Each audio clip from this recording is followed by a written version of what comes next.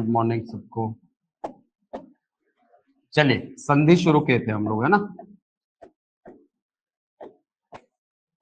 और इसके बेसिक पर हमने कल थोड़ी सी बात की थी कि संधि है क्या। संधि का अर्थ होता है जोड़, जॉइंट।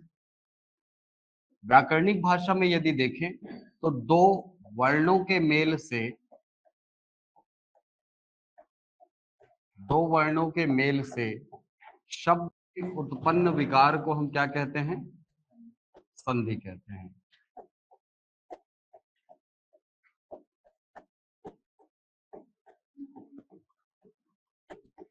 शब्द में उत्पन्न विकार, इसे ही हम क्या कहते हैं? संधि कहते हैं। ठीक। अब यदि हमारी हिंदी की वर्णमाला को देखें तो पूरी वर्णमाला को हम तीन भागों में बांट सकते हैं, यानी तीन प्रकार के वर्ण हमको हमारी वर्णमाला में दिखते हैं। पहला स्वर वर्ण है, दूसरे व्यंजन वर्ण है और तीसरा विसर्ग वर्ण है। चलो, तो पहले प्रकार के वर्ण स्वर वर्ण, दूसरा व्यंजन वर्ण और तीसरे हैं विसर्ग वर्ण। तीन प्रकार के वर्णों में हम अपनी पूरी वर्णमाला को बांट सकते हैं। इसीलिए हमारे यहाँ संधि जो है ये भी तीन प्रकार की है। पहले प्रकार की संधि को हम बोलते हैं स्वर संधि। दूसरे प्रकार की संधि जो है इसको हम कहते हैं व्यंजन संधि और तीसरे प्रकार की संधि को हम कहते हैं विसर्ग संधि। और तीनों की परिभाषा जो है ये अलग अलग होती है ना। स्वर संधि ऐसी संधि है जिसमें स्वर वर्ण का मेल होता है स्वर वर्ण से, यानी पहले शब्द का अंतिम वर्ण भी स्वर होगा और दूसरे शब्द का पहला वर्ण भी क्या होगा? स्वर होगा। पहले शब्द का आखिरी वर्ण प्लस चिन्ह के इस पार होगा और दूसरे शब्द का पहला वर्ण प्लस चिन्ह के इस पार होगा। तो दोनों तरफ हमको क्या दिखाई पड़ेंगे? स्वर। दूसरा व्यंजन संधि की यदि मैं बात करूं तो व्यंजन संधि में व्यंजनों का मेल होता है। व्यंजन संधि में क्या होता है? व्यंजन का मेल होता है स्वर अथवा व्यंजन से। व्यंजन का मेल होगा स्वर से अथवा व्यंजन से।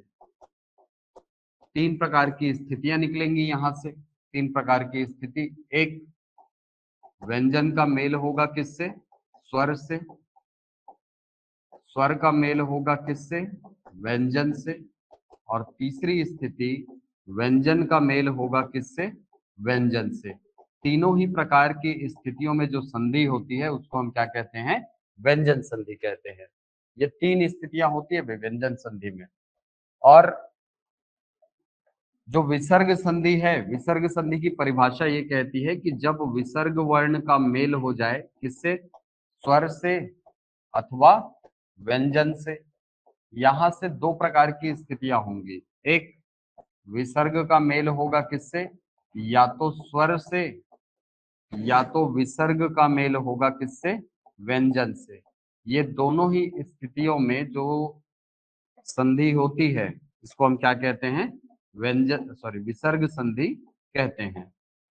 आपके मन में अब ये डाउट आ सकता है कि सर ये स्थिति नहीं हो सकती क्या स्वर धन विसर्ग की या व्यंजन धन विसर्ग की स्थिति हो सकती है कि नहीं? बताओ तो। स्वर धन विसर्ग या व्यंजन धन विसर्ग की स्थिति हो सकती है या नहीं हो सकती है? हो सकती है ना? हो सकती है ना? नहीं हो सकती? क्यों नहीं हो सकती? अरे विसर्ग से कभी कोई शब्द प्रारंभ होता है क्या? कभी ऐसा शब्द देखे हो विसर्ग से शब्द प्रारंभ हो? देखे हो?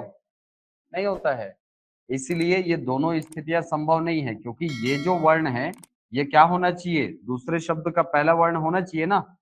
और दूसरे शब्द का पहला वर्ण के रूप में विसर्ग हो ही नहीं सकते। इसीलिए वो तीसरा और चौथा कंडीशन जो मैंने बताया वो आपके लिए होगा ही नहीं।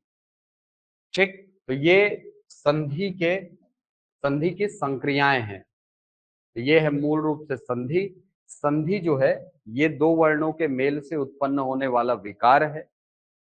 तीन प्रकार की संधियां हमारे यहाँ होती है, एक स्वर संधि, दूसरी व्यंजन संधि और तीसरी विसर्ग संधि।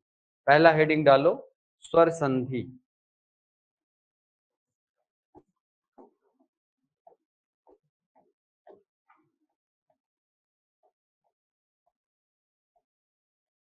पहला हेडिंग स्वर संधि। स्वर संधि की परिभाषा ये कहती है कि दो स्वरों के मेल से शब्द में उत्पन्न विकार को हम क्या कहते हैं? स्वर संधि कहते हैं। यानी स्वर का मेल होगा किससे? स्वर से। लिख लीजिए, परिभाषा है ना, दो स्वरों के मेल से शब्द में, दो स्वरों के मेल से शब्द में उत्पन्न विकार को, शब्द में उत्पन्न विकार को स्वर संधि कहते हैं। दो दो स्वरों के मेल से शब्द में उत्पन्न विकार को स्वर संधि कहते हैं। कहने का मतलब यह है कि पहले शब्द का अंतिम वर्ण भी स्वर होना चाहिए और दूसरे शब्द का पहला वर्ण जो है ये स्वर होना चाहिए। ठीक है। अब ये जो स्वर संधि है, या यूं कहें संधि जो है, स्वर संधि की यदि मैं बात करूं तो स्वर संधि में संधि की क्रिया प्रारंभ होती है मूल स्वरों से। मूल स्वरों से हमारे पास मूल स्वर कितने हैं? 4 मूल स्वर हैं हमारे पास। ठीक है। इनको हमने मूल स्वर कहा था। ये जो 4 प्रकार की ध्वनियां हैं, 4 प्रकार के वर्ण हैं, इनको हमने मूल स्वर कहा था। क्यों कहा था सर? क्योंकि इन्हीं 4 स्वरों से बाकी सभी स्वरों का निर्माण होता है ना। तो स्वरों की, इन्हीं स्वरों से निर्माण की जो प्रक्रिया है, उस प्रक्रिया को ही हम संधि कहते हैं। ये प्रोसेस है जिसके माध्यम से बाकी सभी स्वरों का निर्माण होगा। ठीक। तो पहली जो संक्रिया है संधि के अंतर्गत, वो ये कराई जाती है कि सजातीय स्वरों को आपस में मिलाया जाता है। पहली संक्रिया क्या कराई जाती है? सजातीय स्वरों का मेल कराया जाता है। थोड़ा सा नया लगेगा, है ना, क्योंकि संधि का प्रोसेस आप लोग ढंग से पढ़े ही नहीं हो। सजातीय स्वरों का क्या कराया जाता है? मेल कराया जाता है। अब हमारे पास मूल स्वर के रूप में 4 ही वर्ण हैं। आ है, ई है, उ है और री है। ये 4 मूल स्वर है हमारे। सजातीय स्वर शब्द सुने हैं? क्या होता है सजातीय स्वर का मतलब? संधि में कभी तो सुने होंगे यार, स्कूल में। नहीं सुने हो? अरे गजब। सजातीय स्वर देखो, सजातीय स्वर कहने का मतलब ये होता है एक ही उच्चारण स्थल से उच्चारित होने वाली ध्वनियां। एक ही उच्चारण स्थल से उच्चारित होने वाली ध्वनियों को हम क्या कहते हैं? सजातीय स्वर। आ कंठ से उच्चारित होता है, ई तालु से उच्चारित होता है, उ ओष्ठ्य होता है, री मूर्धन्य होता है। चारों में से कोई भी एक दूसरे के सजातीय है क्या? नहीं है सर। इस स्थिति में आ का सजातीय होता है आ। आ सजातीय है आ के। वैसे ही ई सजातीय है किसके? ई के। उ सजातीय है किसके? उ के। और री सजातीय है किसके? री के। ये सजातीय है। सजातीय कहने का मतलब एक ही उच्चारण स्थल से उच्चारित होने वाले वर्ड। तो आ का उच्चारण कंठ होता है, ई का उच्चारण तालु से होता है, उ का उच्चारण ओष्ठ से, और री जो है ये मूर्धा से उच्चारित होता है। याद होगा ना फॉर्मूला तो। ठीक है। अब आ और आ के मेल से यहां पर बनता है आ। ई और ई के मेल से बनता है ई। उ और उ के मेल से बनता है ओ। री और री के मेल से बनता है बड़ा री। ऐसा।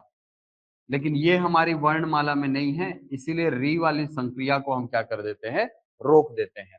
अब देखो, आ और आ सजातीय हैं, तो आ भी तो इनका सजातीय होगा, नहीं होगा? होगा ना सर। आ और आ दोनों कंठ ध्वनियां हैं कि नहीं? बताया था जहां से लघु का उच्चारण होता है वहीं से दीर्घ का उच्चारण, तो ये भी तो आपस में सजातीय हैं।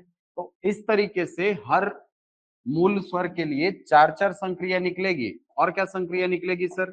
आधन आ की संक्रिया निकलेगी, आधन आ की संक्रिया निकलेगी, और आधन आ की संक्रिया निकलेगी। चारों ही स्थितियों में क्या बनेगा सर? चारों ही स्थितियों में बनेगा आ।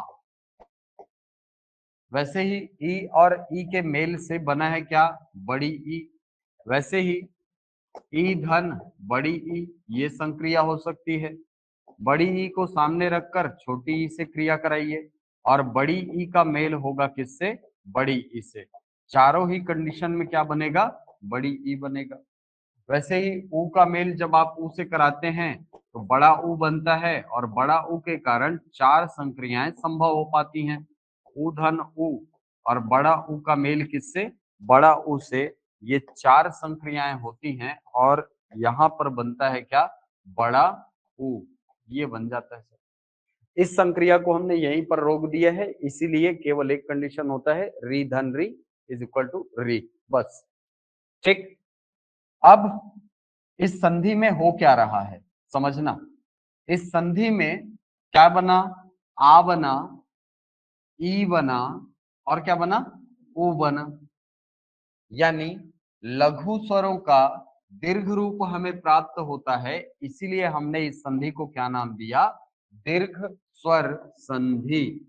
तो दीर्घ स्वर संधि की संक्रिया ये कहती है कि सजातीय स्वरों का मेल कराइए, और सजातीय स्वरों का मेल कराने के फलस्वरूप मूल स्वरों का दीर्घ रूप हमें प्राप्त होता है। तो आ बना, सॉरी आ बना, दीर्घ ई बना, और ऊ बना।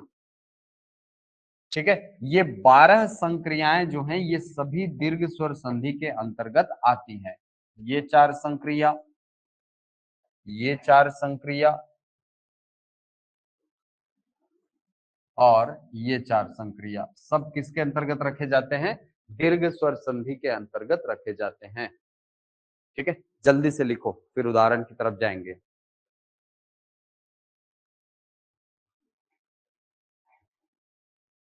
ये सारी 12 संक्रियाएं जो हैं ये दीर्घ स्वर संधि के अंतर्गत आती हैं। ठीक है, लिख लिए? हाँ। जैसे सर, जैसे उदाहरण में लिखता हूं, कल्प धन अंत। ठीक है, कल्प धन अंत। अब समझना इसको, संधि का प्रोसेस है क्या। क को मैं ऐसा लिख सकता हूं, क धन अ, लिख सकता हूं ना? ठीक। ला को आधा है ल, मतलब उसको ऐसा लिख सकता हूं, स्वर नहीं है उसमें, है ना। प को प धन अ लिख सकता हूं। अंत में आ को ऐसा, ना को ऐसा, और ता को ऐसा लिख सकता हूं। संधि का प्रोसेस कहाँ होना है? संधि की संक्रिया पहले शब्द का अंतिम वर्ण और दूसरे शब्द का पहला वर्ण, यहीं पर संक्रिया होनी है। हमको पता है कि आ और आ मिलेंगे तो यहां से क्या बनता है? आ बनता है सर, बना दो आ।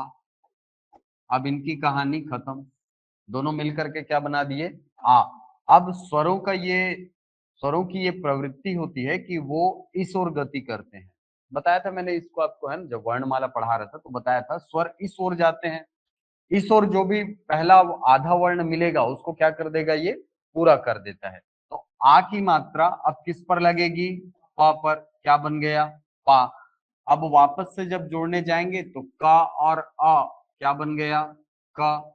ला के तुरंत बाद कोई स्वर है क्या? नहीं है सर, मतलब ये कैसा रह जाएगा? आधा।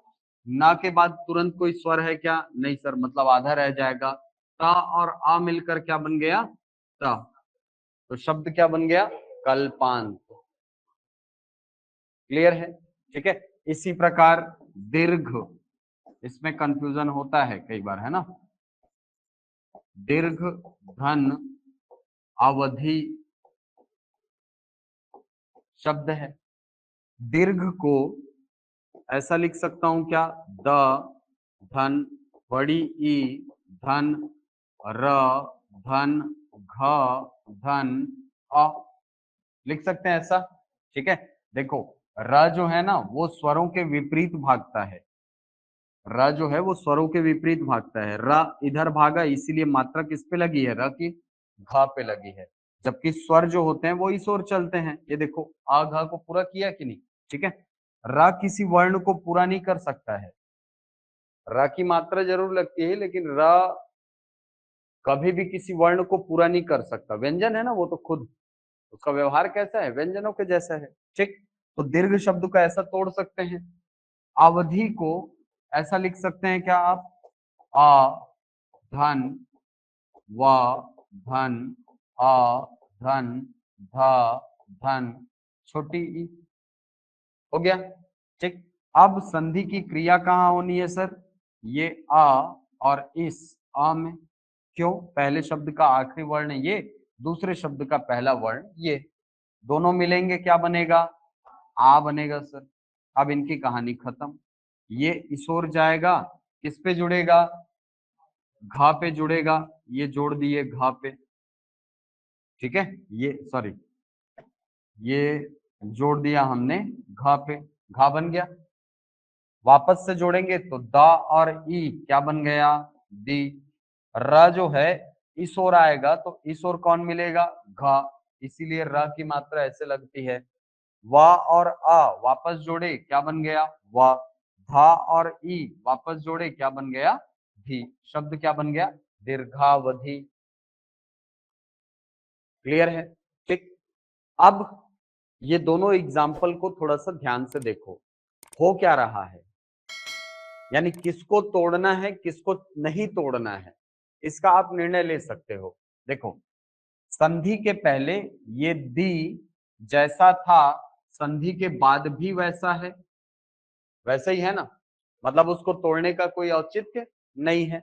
ये जो वधि लिखा है, ये संधि के पहले जैसा था, ये संधि के बाद भी वैसा है, तो तोड़ने का कोई औचित्य है क्या, नहीं है सर। तो इसको मैं ऐसा तोड़ सकता हूं क्या, देखो, दीर्घ धन अवधि था ऐसा, है ना, दीर्घ को दी धन र धन घ धन अ लिख सकता हूं, हाँ, आ धन वधि लिख सकता हूं, लिख सकता हूं सर। संधि करा दो यहाँ पे, अ और अ क्या बन जाएगा, आ, इस पे जाएगा घ पे क्या लग गया, घा। र जो है इस ओर जाएगा, घ पे मात्रा लगा दिया, पीछे छूट गया क्या, दी, और इधर क्या बच गया, वधि। खत्म, वही बना कि नहीं, वही बना ना, हाँ। तो आप कोशिश ये करो कि ये वाले पैटर्न में कम से कम वृद्धि स्वर संधि तक तोड़ करके बनाओ, ठीक है। 3 संधि को मैं तोड़ने के लिए बोलूंगा आपको, एक दीर्घ स्वर संधि, गुण स्वर संधि और वृद्धि स्वर संधि। कारण सर, कारण देखो, अभी जो नया पैटर्न चल रहा है ना एग्जाम का, उसमें एक क्वेश्चन जो है वो वर्ण विन्यास से पूछता है, वर्ण विन्यास। और ये वर्ण विन्यास क्या है सर, जैसे ये कल्पांत शब्द को यदि मैं तोड़ूं, तो ये जो टूटा हुआ है ना, इसको ही बोला जाता है क्या, वर्ण विन्यास। तो वर्ण विन्यास वाले क्वेश्चन को एकदम देख करके तड़ से बनना चाहिए, एकदम देखते ही बन जाना चाहिए, ठीक है। ये कब होगा सर, ये होगी जब प्रैक्टिस होगी आपकी, ठीक है। क्योंकि बहुत सारे लोग इसमें कंफ्यूज भी होते हैं, ये भी बता रहा हूँ, अगर कोई लंबा शब्द आ गया ना तो उसमें कंफ्यूज हो जाते हैं। जैसे पूर्वानुमान, इस प्रकार के शब्द देता है, पूर्वानुमान, ठीक है, अभ्यंतर, ठीक है, अभिवादन, ऐसे ऐसे शब्द देते हैं, तो तोड़ते समय हम थोड़ा सा क्या हो जाते हैं, कंफ्यूज हो जाते हैं। तो कंफ्यूज नहीं होना है, उसके लिए आपको क्या करनी होगी, थोड़ी सी प्रैक्टिस, और प्रैक्टिस के लिए संधि से अच्छी जगह आपका कुछ नहीं हो सकता, ठीक है। तो बेहतर ये है कि आप क्या करो, प्रैक्टिस करो वर्ण विन्यास की संधि के दौरान ही, ठीक है। चलो, ऐसे ही ईंधन ई वाले उदाहरण, जैसे सर, जैसे मान लो आपको शब्द दिया नदी धन ईश, नदी धन ईश, नदी को मैं ऐसा तोड़ सकता हूं, आप लोग पूरा तोड़िएगा, न धन अ करके ना, ठीक है। ईश को ई धन श तोड़ सकता हूं मैं, संधि ई और ई पर होगी, क्या बनेगा, बड़ी ई ही बनेगा। बड़ी ई जाएगा, स्वर है तो इस ओर जाएगा, किससे मिलेगा, द से, द पर लग जाएगी मात्रा बड़ी ई की, पीछे छूट गया न, इधर बच गया श, तो शब्द क्या बन गया, नदीश, ये बन गया सर। क्लियर है, ठीक, वैसे ही मही धन इंद्र,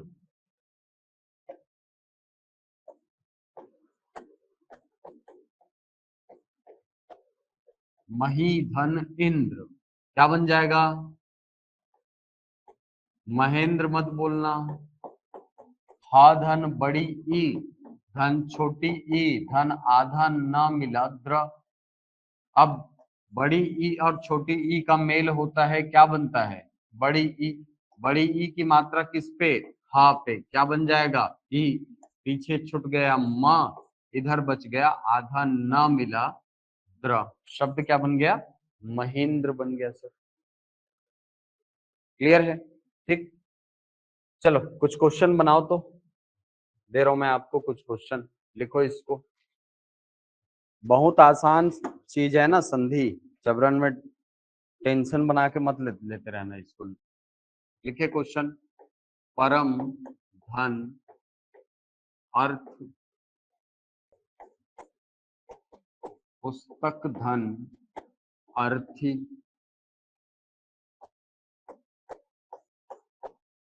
दैत्य धन अरि देह धन अंत अन्न धन अभाव।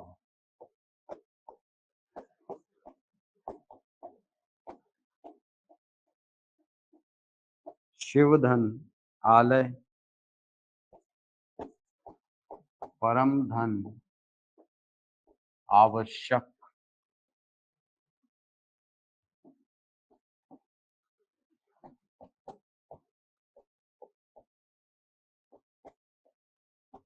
गर्भ धन आधान।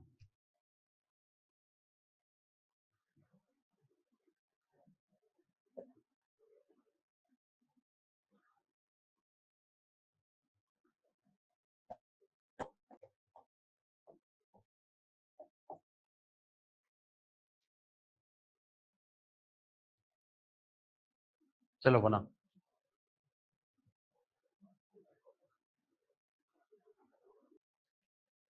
आप लोगों का हो गया? आशीष, पूजा नहीं हुआ है? अरे जल्दी करो भाई। बहुत बढ़िया, इतना सा तो क्वेश्चन है। हो गया ना?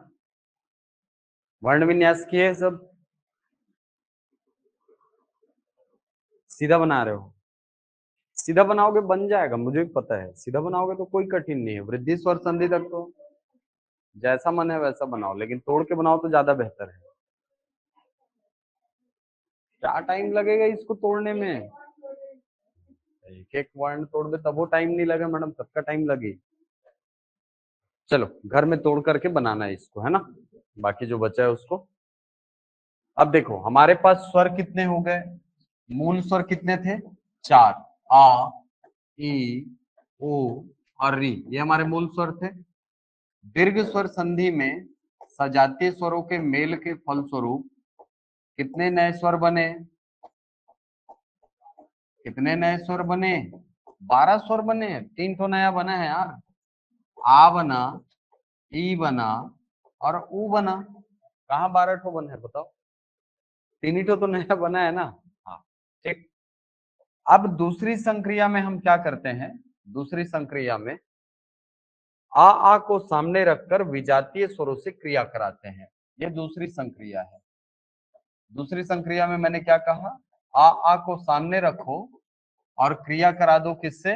विजातीय स्वरों से। इसको ऐसे लिखो, विजातीय स्वर। विजातीय स्वर कौन? जिनका उच्चारण आ के समान न हो। तो आ के समान उच्चारण न हो बोल रहा है तो कौन कौन है भाई? एक तो ई है कि नहीं? और कौन है सर? ओ है और री है। हमारे पास अभी केवल इतने ही स्वर है ना, 7 स्वर है मान के चलो फिलहाल। अभी जब प्रोसेस में बढ़ रहे तो फिलहाल 7 ही स्वर हैं। दूसरी संक्रिया में हमने क्या कहा? इनको सामने रखो और जो विजातीय स्वर हैं उनसे क्रिया करा दो। ये विजातीय स्वर है। तो आ को सामने रखकर विजातीय स्वरों से क्रिया कराई जाती है दूसरी संक्रिया में।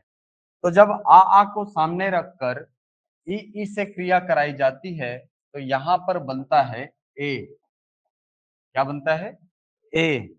जब आ को सामने रखकर उ से क्रिया कराई जाती है, ये वाला कंडीशन जब होता है तो यहां पर बनता है ओ।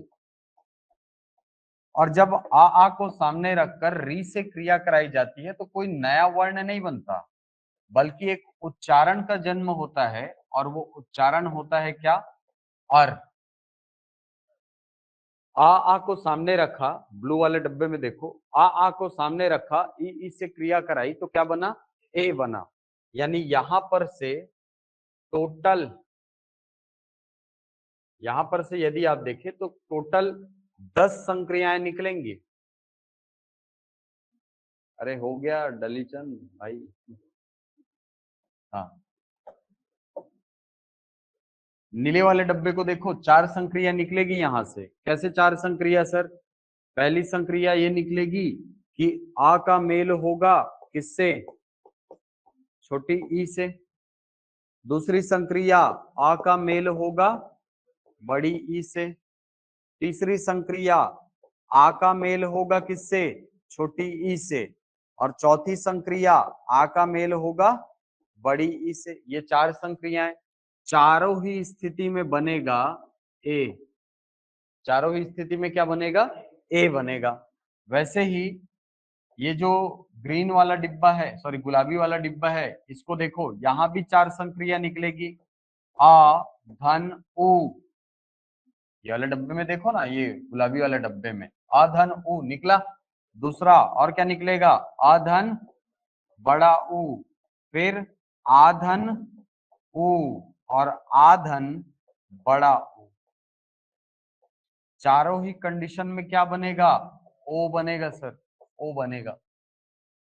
ये पीले वाले डब्बे से 2 संक्रिया निकलेगी। कौन कौन सी 2 संक्रिया सर? 2 संक्रिया अ धन री और आ धन री। दोनों ही स्थिति में क्या बनेगा? अर बनेगा। अब यहां पर डाउट, अब यहां पर एक डाउट, डाउट ये कि सर आ भी लघु है, ई भी लघु है, दोनों के मेल से ए बना, तो क्या आ और ई दोनों बड़े हैं ना, इनके मेल से अ बन जाएगा क्या? जवाब है नहीं बनेगा, ए ही बनेगा वहां। ठीक है, चाहे आ और ई का मेल कराओ, चाहे आ और बड़ी ई का मेल कराओ, बनेगा क्या? ए।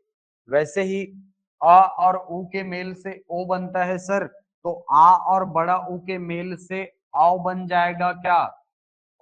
जवाब नहीं बनेगा। आ और ऊ के मेल से ओ बनता है, तो आ और बड़ा ऊ के मेल से भी क्या बनेगा? ओ ही बनेगा। वैसे ही आ और री के मेल से सर अर बन रहा है, तो क्या आ और री के मेल से आर बन जाएगा क्या? नहीं बनेगा, बनेगा तो अर ही। तो ये 10 संक्रियाएं जो हैं इस संधि के अंतर्गत आती हैं। अब देखो, इस संधि से बने हुए जो 2 वर्ण हैं, यानी एक क्या बना? ए बना, एक बना ओ। ठीक है, क्या इस ए का उच्चारण आ या ई के जैसा है क्या? सोचो, आ के जैसा है ये? ए नहीं है सर। ई के जैसा है? ए नहीं है। ओ का उच्चारण आ के जैसा है क्या? ऊ के जैसा है क्या? नहीं है सर। मतलब इस संधि में बनने वाले जो वर्ण हैं उनके गुणों में भिन्नता आ गई है, गुण परिवर्तित हो गया है अपने मूल स्वरों से, अपने मूल स्वरों से इनका गुण परिवर्तित है, इसीलिए इस संधि को हमने नाम दिया गुण स्वर संधि। तो गुण स्वर संधि में हम क्या करते हैं सर? गुण स्वर संधि में विजातीय स्वरों का मेल कराया जाता है। किसको सामने रखकर? आ और आ को सामने रखकर। तो आ को सामने रखकर जब अन्य विजातीय स्वरों से क्रिया कराई जाती है तो ए, ओ और अर बनता है। अर कोई वर्ण है क्या?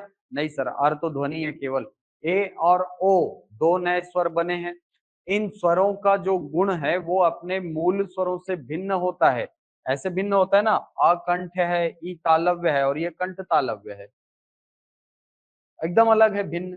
ठीक है, आ ओष्ठ है, सॉरी अकंठ है, उ ओष्ठ है, ये कंठोष्ठ हो गया, एकदम अलग है उच्चारण, ना आ के जैसा ना उ के जैसा। इसीलिए ये जो वर्ण है या ये जो संधि है इसको हम क्या कहते हैं, गुण स्वर संधि, क्योंकि गुणों में भिन्नता है इस संधि के द्वारा, जो नए वर्ण बने हैं उनमें। ठीक है, कैसे नींद से नहीं जागे हो? हाउ सर बोल रहे हो? है? जैसे उदाहरण देखो, सुर धन इंद्र, सुर को सुधन र धन आ तोड़ सकते हैं ऐसा, इंद्र को ई धन आधन न मिला द्र तोड़ सकते हैं। संधि कहाँ होनी है सर? आ और ई में संधि होनी है। कॉपी में देखो, आ और ई मिलकर क्या बनाते हैं?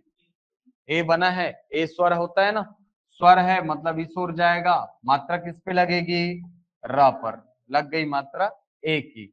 अब सु ये रहा, आधा ना मिला द्र, तो ऐसे बनता है शब्द सुरेंद्र, ऐसे बनता है शब्द। कितना सरल है देखो, कुछ नहीं, एकदम नियम से चलना है, एकदम नियम से जाता है ये। ठीक है, तो सुरधन इंद्र क्या बन गया? सुरेंद्र बन गया सर। वैसे ही महा धन ईश, म धन ह धन आ धन बड़ी ई धन श, संधि कहाँ? आ और ई पर, क्या बनेगा? ए बनेगा। अब देखो डाउट यहीं से क्लियर करो, आ धन ई ए बना था, तो आ और ई ऐ नहीं बनेगा, ये भी समझो। ए जो है हा पर लगेगा, मात्रा क्या लग जाएगी? ए की पीछे छूट गया म, इधर बच गया श, ए लगाया। तो अब आपके मन में यदि डाउट आ रहा है कि सर ऐ बन जाएगा तो क्या होगा, तो शब्द बन जाएगा क्या? महेश। सही है क्या? नहीं है सर, हाँ ये गलत है। तो ये डाउट हटा लो दिमाग से कि आ और ई के मेल से अगर ए बनता है तो आ और बड़ी ई के मेल से ऐ बन जाएगा, ऐसा कुछ नहीं होता। ठीक है, चलो लिखिए क्वेश्चन। महेश नहीं बनेगा, महेश बनेगा। लिखिए क्वेश्चन। अच्छा, ऊ वाले उदाहरण आप लोग होमवर्क में लिखिए उसको, है ना? ऊ वाले उदाहरण दीर्घ स्वर संधि में कहाँ लिखे? ऊ वाला उदाहरण एक भी नहीं कराया हूं। हाँ उसको करना। ठीक है, गुरु धन उपदेश ऐसे उदाहरण आएंगे उसमें। लिखिए क्वेश्चन। बाल धन इंदु, बाल धन इंदु, प्रधन इत, नर धन इंद्र, खग धन इंद्र, परम धन ईश्वर,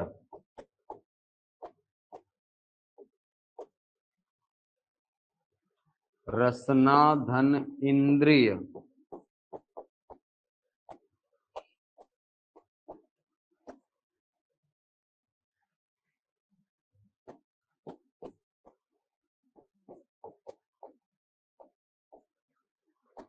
राका धन ईश,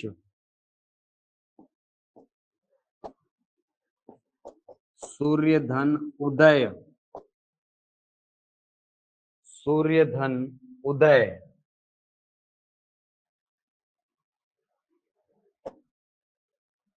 प्राप्त धन उदक,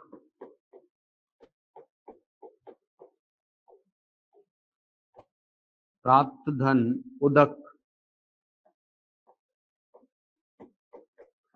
परम धन उत्सव,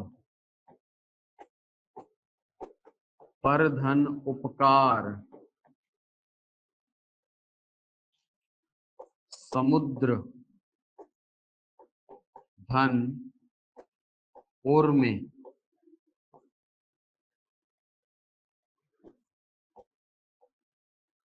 दीर्घ धन उपल,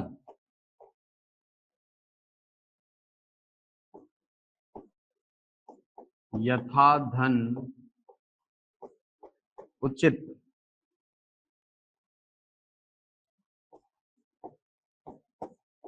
महाधन ऊर्जा,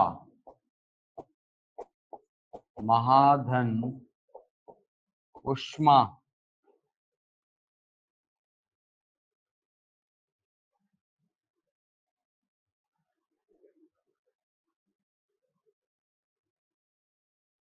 गंगाधन उर्मी,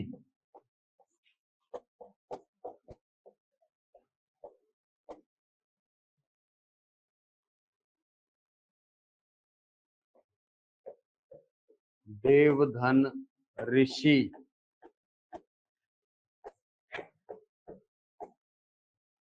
राजा धन ऋषि,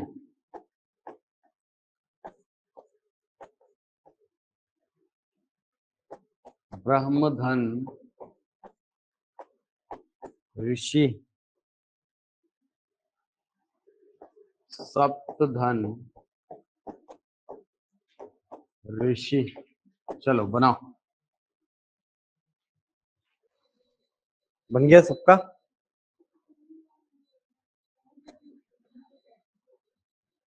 समुद्र और उर्मी नहीं बना? ये नहीं बना?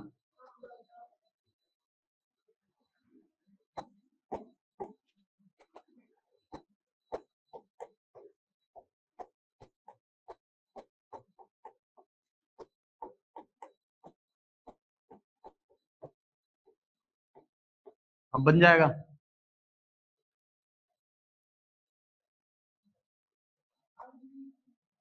बन गया ये? हाँ, ये दोनों मिलेंगे क्या बनेगा? ओ बन जाएगा। ओ स्वर है, इस ओर जाएगा, लग जाएगा किस पे? र पे। आधा द और र मिलकर वापस से द्र बन गए, ओ की मात्रा लग गई, समूह पीछे है, इधर मी पर रे, खत्म।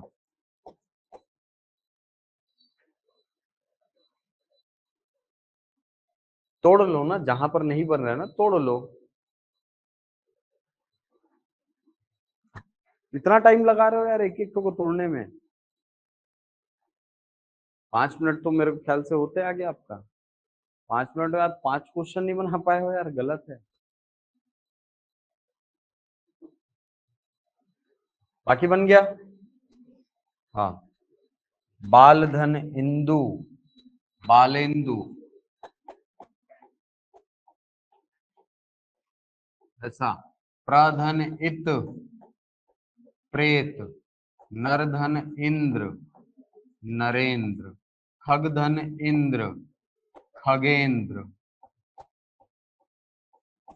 परमधन ईश्वर, परमेश्वर। रसनाधन इंद्रिय,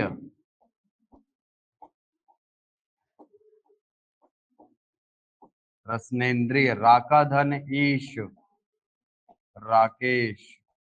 सूर्यधन उदय, हाँ, सूर्योदय। ठीक है।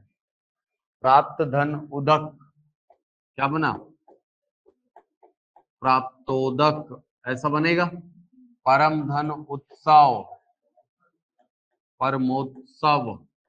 परधन उपकार, परोपकार। फिर समुद्र धन उर्मी, समुद्रोर्मी, ऐसा। दीर्घ धन उपल, दीर्घोपल। बना है। यथा धन उचित, यथोचित। महाधन ऊर्जा, महोर्जा। महाधन उष्मा, महोष्मा। गंगाधन उर्मी, गंगोर्मी। फिर देवधन ऋषि, देवर्षि। राजाधन ऋषि, राजर्षि। ब्रह्मधन ऋषि, ब्रह्मर्षि। सप्तधन ऋषि, सप्तर्षि, ऐसा बनेगा। सबका बना है ऐसा? सरल संधि है यार। वृद्धि स्वर संधि तक तो ऐसे लगेगा ना मक्खन पे चाकू चल रहा है, वो भी गर्म वाला, कितना सरल। ठीक है। वो जानते ना बटर? हाँ, बटर पे चाकू चलते कितना सॉफ्ट रहता है वो, है ना? वो भी गर्म वाला। और हल्का हो गया। मजा तो तब आएगा जब यण में पहुंचेंगे। ठीक है। हाँ, तो वहां पे तैयार रहना। तो ये सब जो है ये उदाहरण है किसके? वृद्धि सॉरी गुण स्वर संधि के। अब इस संधि तक पहुंचे जब आप, तो आपके पास स्वरों की संख्या कितनी हो गई? 7 तो पहले था, 10 हो गया। गुण स्वर संधि में 2 नए स्वर बने ना, ए बना और ओ बना। और स्वर है क्या? नहीं है, तो स्वर में किस, इसको स्वर में क्यों काउंट कर रहे हो? ठीक है। तो 7 7 और 2 कितना हो गया? 9। ये गुण स्वर संधि है। अगली संक्रिया में हम क्या करते हैं? अगली संक्रिया में हम ये करेंगे कि आ को सामने रखेंगे। तीसरी संक्रिया, आ को सामने रखा जाएगा और व्युत्पन्न स्वरों से इनकी क्रिया कराई जाएगी। व्युत्पन्न स्वरों से। अब ये व्युत्पन्न स्वर क्या है सर? व्युत्पन्न स्वर के अंतर्गत 2 वर्ण है हमारे पास, ए है और ओ है। याद है ना व्युत्पन्न स्वर क्या है? अलग अलग ध्वनियों के मेल से जिनका निर्माण होता है वो क्या होते हैं? व्युत्पन्न स्वर होते हैं। ये व्युत्पन्न स्वर हैं, देखो ये सब, यही तो व्युत्पन्न स्वर है ना, ए और ओ। तो आ को सामने रख करके व्युत्पन्न स्वरों से क्रिया कराई जाती है। तो जब आ को सामने रखा जाता है और क्रिया कराई जाती है किससे? ए से और ओ से, तब क्या होता है सर? जब आ को सामने रखकर ए से क्रिया कराई जाती है तो यहां पर बनता है आए। क्या बनता है? आए। आ को सामने रखकर जब ओ से क्रिया कराई जाती है तो यहां पर बनता है क्या? आओ। यानी यहां से 4 संक्रियाएं निकल गई। कौन कौन सी 4 संक्रियाएं निकल गई सर? देखो, सबसे पहले गुलाबी डब्बे को देखो। आ धन ए और आ धन ए, दोनों कंडीशन में क्या बना? आय बना है। वैसे ही ग्रीन वाले डब्बे में देखो, आ धन और आ धन ओ, दोनों ही कंडीशन में क्या बना है सर? आओ बना है। अब व्युत्पन्न स्वरों की परिभाषा यदि आप पढ़ें तो व्युत्पन्न स्वर ऐसे स्वर होते हैं जिनका निर्माण 2 अलग अलग प्रकार की ध्वनियों के मेल से होता है। तो क्या ये जो नए वर्ण बने हैं ये भी व्युत्पन्न स्वर नहीं होंगे? ये भी तो व्युत्पन्न स्वर है ना, अलग अलग ध्वनियों के मेल से, अलग अलग स्वरों के मेल से इनका निर्माण हुआ है। इसीलिए ये भी क्या है? व्युत्पन्न स्वर। और हमने स्टेटमेंट में क्या कहा है? आ को सामने रखो और क्रिया किससे कराना है? व्युत्पन्न स्वर। तो ये भी तो व्युत्पन्न स्वर है। यानी 4 संक्रियाएं और निकल आएंगे सर। कौन कौन सी 4 संक्रियाएं? देखो, अब आप क्या करोगे? आ को सामने रखोगे और ऐ और औ से भी क्रिया कराओगे, क्योंकि ये भी तो व्युत्पन्न स्वर है कि नहीं? तो यहाँ पर आ धन ए, तो यहाँ पर आ धन ऐ, ये एक संक्रिया निकलेगी। और क्या निकलेगा सर? आ धन ऐ, ये भी तो निकलेगा वहां से, है कि नहीं? अब ये वाले कंडीशन में और 2 संक्रिया निकलेगी, आ धन आओ और आ धन आओ। ये जो 4 कंडीशन दिख रहा है, चारों ही कंडीशन में क्या बनेगा? अय बनेगा। और ये जो 4 कंडीशन दिख रहा है, इन चारों ही कंडीशंस में क्या बनेगा? यहां पर बनेगा आओ। आओ बनेगा। यानी 2 नए वर्ण मिलेंगे हमको। एक वर्ण मिलेगा कौन सा? एक वर्ण कौन सा मिला? अय मिला। और एक वर्ण मिल गया कौन सा? आओ। ये दोनों स्वरों को यदि ध्यान से देखा जाए तो व्युत्पन्न स्वर जो गुण स्वर संधि में हमको ए और ओ के रूप में प्राप्त हुए थे, उनकी मात्रा में वृद्धि तो हो रही है नहीं हो रही है। गुण स्वर संधि में दो वर्ण मिले थे हमको, कौन कौन से? ए मिला था और ओ मिला था, ए और ओ। इस संधि के द्वारा व्युत्पन्न स्वरों की मात्रा में बढ़ोतरी हो जाती है, इसीलिए हमने इस संधि को नाम दिया वृद्धि स्वर संधि। अब समझ आया क्यों इसको वृद्धि स्वर संधि बोलते हैं? क्योंकि इस संधि के द्वारा व्युत्पन्न स्वरों की मात्रा क्या होती है? बढ़ जाती है, उसमें एक बढ़ोतरी हो जाती है, इसीलिए ये क्या है? व्युत्पन्न स्वर कहलाते हैं, सॉरी वृद्धि स्वर संधि ये कहलाती है, ये जो संक्रिया है वो। ठीक है, अब इस संक्रिया के उदाहरण कैसे दिखेंगे सर? जैसे जैसे आपको दिखेगा एक धन एक, तो ए धन का धन आ धन ए धन का, लिख सकता हूं ऐसा? लिख सकता हूं ना? संधि कहाँ होनी है सर? आ और ए पर। आ और ए आपस में मिलेंगे, बन जाएगा क्या? ऐ। ऐ जो है किधर जाएगा? इस ओर, क्यों? स्वर है। क पर लग जाएगी मात्रा किसकी? ऐ की। पीछे छूट गया था ए, इधर बच गया था क। शब्द क्या बन जाएगा? एक एक। अब आपके मन में ये डाउट आएगा, सर इसके ऊपर तो एक टुंडी लगा है, आप दो ठो क्यों लगा दिए हो? इसका मतलब ही होता है एक मुंडी, और अगर इसके ऊपर एक मात्रा लगी है तो इसका मतलब क्या हो जाता है? दो। ठीक है, चलो तो इसके उदाहरण आप खुद से करेंगे वृद्धि स्वर संधि के, कर लोगे? कर लोगे ना? ठीक है, चलो तो वृद्धि स्वर संधि तक आपकी संक्रिया पूरी मान लो। हाँ, कल कॉपी में चाहिए।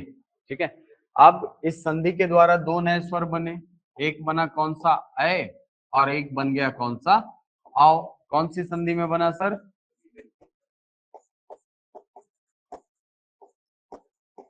वृद्धि स्वर संधि में। हिंदी में स्वर कितने होते हैं? हिंदी में स्वर कितने? 11 ना? 11 स्वर होते हैं। अभी देखो स्वर कितने हो गए? 11 हो गए।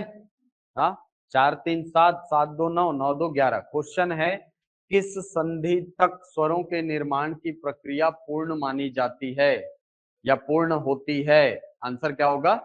वृद्धि स्वर संधि। क्यों होता है समझ आया? देखिए एकदम स्टेप बाय स्टेप चले कि नहीं? एकदम सीक्वेंस में चलता है। सबसे पहले सजातीय स्वरों को मिलाए, फिर आ को सामने रखे, इनसे क्रिया कराए, फिर तीसरी संक्रिया में इनसे क्रिया कराए।